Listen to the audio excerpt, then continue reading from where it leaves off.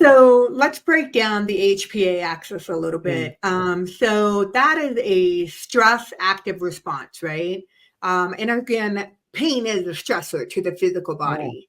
And I guess one thing I want to say to you and all the listeners in that um, I know that if you're listening to this podcast and you've lived through chronic pain, I'm not trying to make light of chronic pain. I think it is debilitating.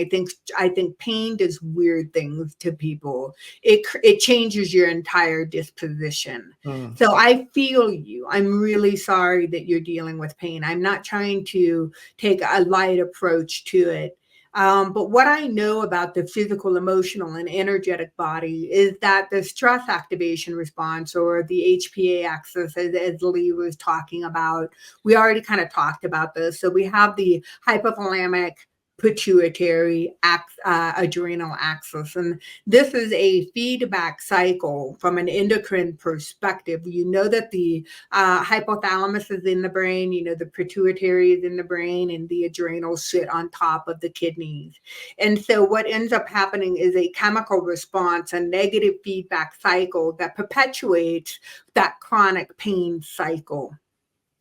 And so when you see that chronic pain over long periods of time, you're going to find that the adrenals get compromised, that the immune system gets compromised, and the metabolic system gets compromised. So we talked about the overarching themes of the chakra system. So when I see chronic pain, there's not really any chakra system that is not affected. They're all Mm. affected, and because pain affects the autonomic nervous system.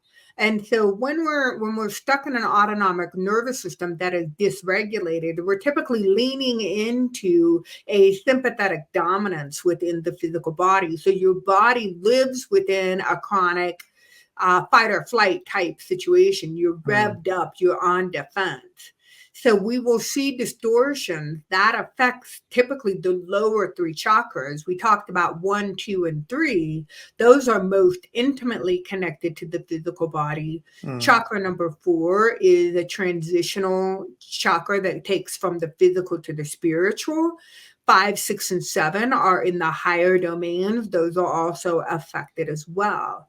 So even though we talk about the HPA axis and we think about the energy centers, specific for those endocrine glands, know that there's not a chakra that's not negatively impacted. I know I'm using double negatives here, but your whole system goes out of whack when Mm. you live in chronic pain.